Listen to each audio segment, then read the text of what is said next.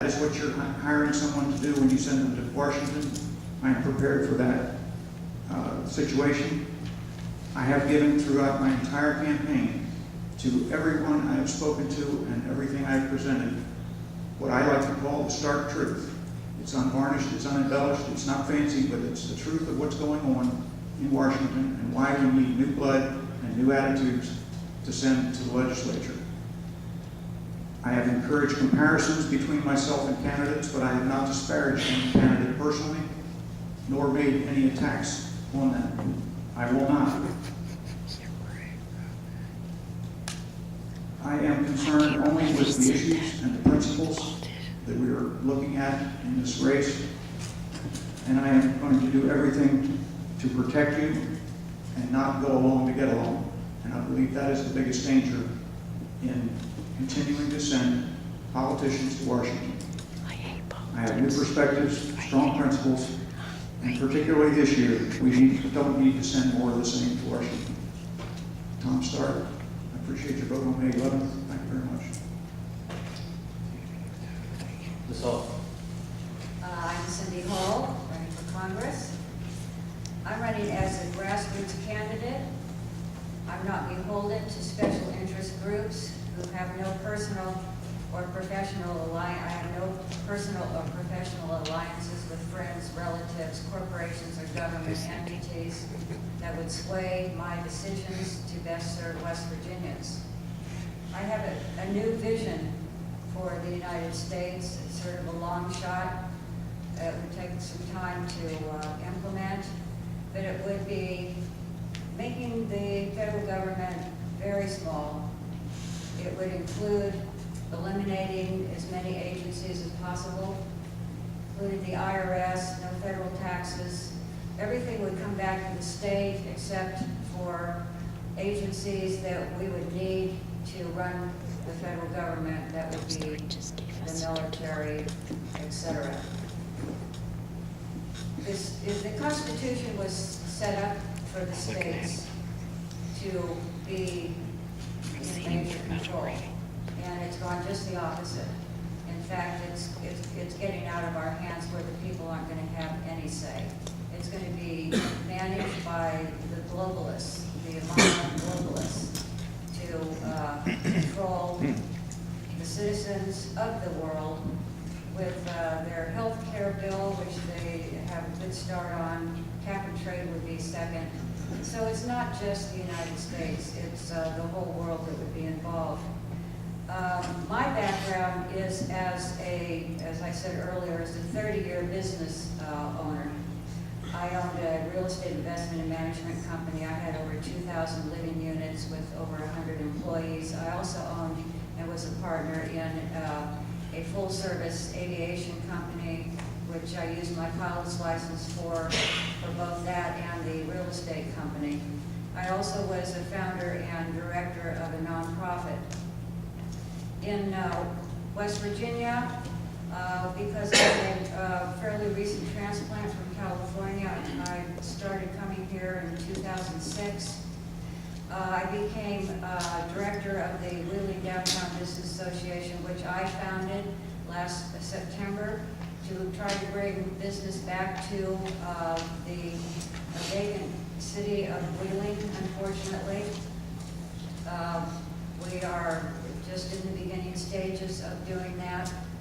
I've also started a micro business co-op, which I hope will take hold, and all of West Virginia will be able to use it as such. I'm on the board of directors of the Wheeling Jamboree. I was a member of Rotary in Wheeling and also the Chamber in Wheeling. Stop, he says. Thank you. Ms. Madere. My name is Sarah Minor.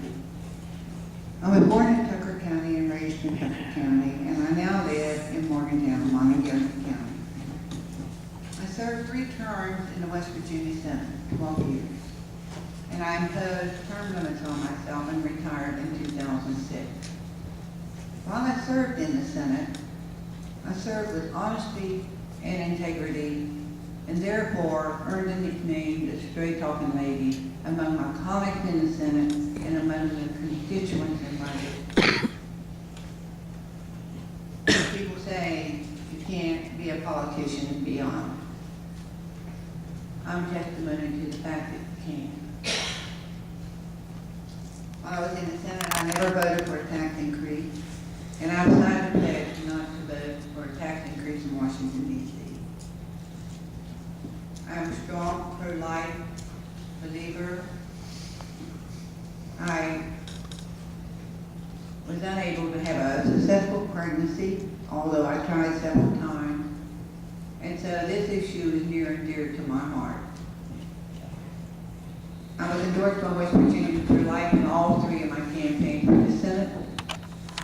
And I introduced legislation, Senate Bill 25 in 1998, to ban public funding for abortion. I sponsored other legislation for pro-life issues.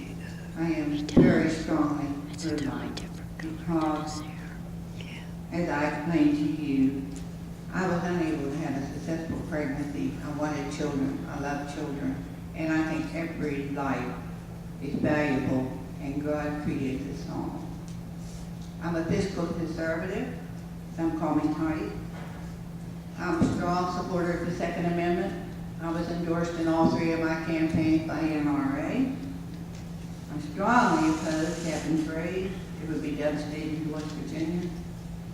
And I signed a pledge to repeal and replace the health care bill that was just passed.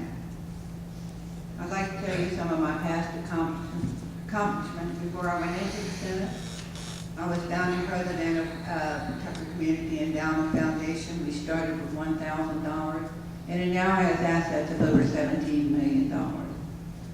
I'm the founding president of West Virginia Grantmakers Association. I'm the outgoing president of the Ohio West Virginia YMCA Leadership Center.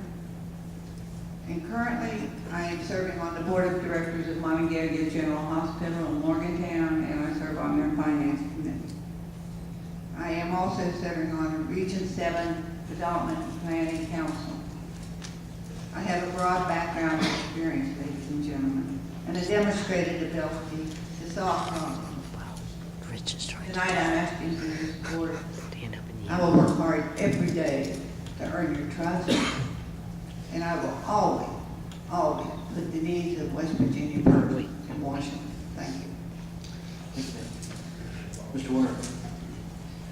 Max did.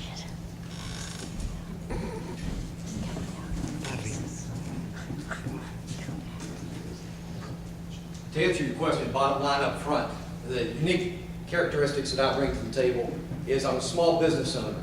I'm a trained constitutional lawyer that understands Islamic law inside and out. I am a career military soldier, and I have an intense desire to be a citizen legislator to represent this district. Those are the unique qualities that I bring to the table. Now, 37 years ago, I stood on the plane at West Point, held my hand up, and swore to uphold and defend the Constitution of the United States of America against all enemies.